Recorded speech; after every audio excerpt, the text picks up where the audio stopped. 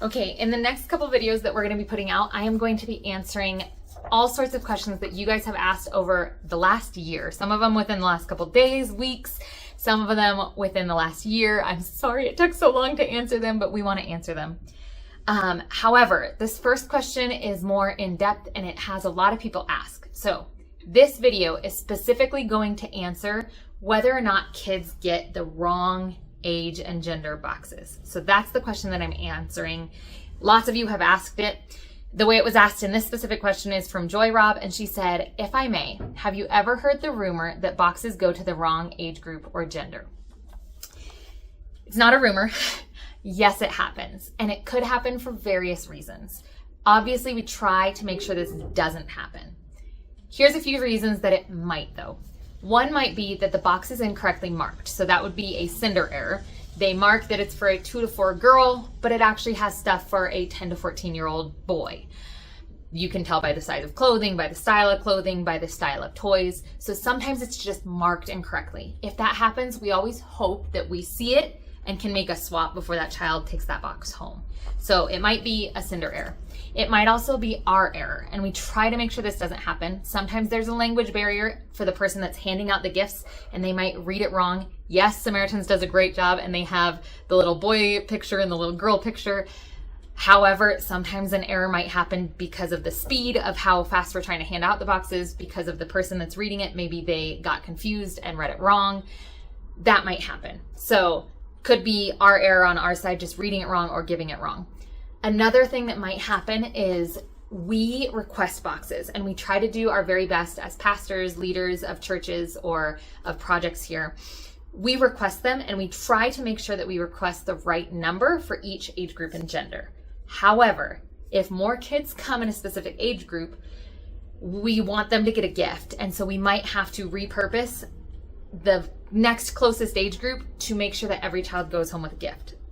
To explain that another way, let's say we ask for 10 5 to 9 girl boxes, but we have 11 5 to 9 girls show up. We're not going to send that extra girl home without a box. If that extra girl is 5, then I'm going to try to give her a 2 to 4 box in girls. If that extra girl is 9, I'm going to try to give her a 10 to 14 box in girls. So I'm going to try to give her the wrong age, but make it as close to her as possible so that every child gets a gift. So that might be a reason that they are given to the wrong age group, but it's done with the heart to make sure that every child gets a gift.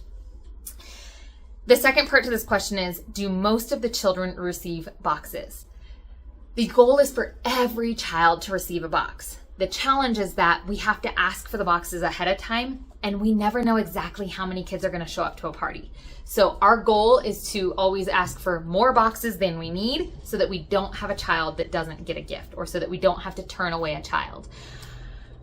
And then at the end of the day, if we've done our party, if we've done an extra party and we still have extra boxes, then we return those to Samaritans first so that they can give them to another ministry. So we don't stay with the boxes that are extra, but we always try to ask for more than we need so that we don't have that issue of a child not receiving a gift.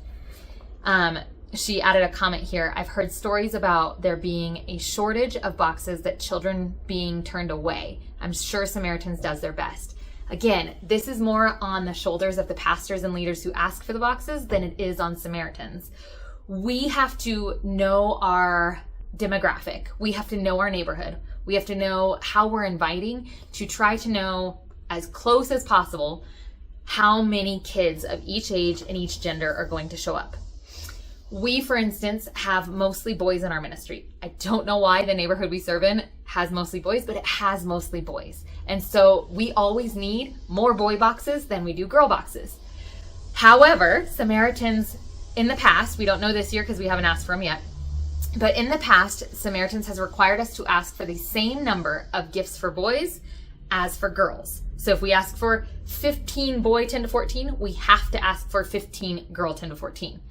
Sometimes we have a lot of extra girl boxes just because we don't have as many girls show up, and those get returned to Samaritans. But our job as pastors or leaders is to make sure that we ask for the amount of boxes that we think we will need for every child that's coming to the party. And then when we're inviting for these evangelism events, these evangelism parties is what they call them, we have to keep in mind how many people we invite. If I only have 50 boxes to give, I'm not going to go throughout the neighborhood and give out 200 invitations. So we have to be conscientious of how we invite to make sure that we don't go over the amount of boxes that we've requested. I hope I've made that pretty clear. I'll try to summarize it just real quick to end this video. There's a big challenge for the pastors and leaders to make sure that we ask for the right number of boxes, and you just never know how many kids are going to show up. But the goal is to always give the box for the right age, the right gender, and we want to make sure that those kids get that box. Sometimes they're marked incorrectly and we try to fix it. Sometimes we give them incorrectly and we try to fix it. Sometimes we purposefully give them incorrectly because every child needs a gift and we want to make sure that they get a gift as close to their age group as possible. I think that's the bulk of the scenarios that this might happen. But in the end, the heart is just to make sure that every child receives a gift and that they hear the gospel that day.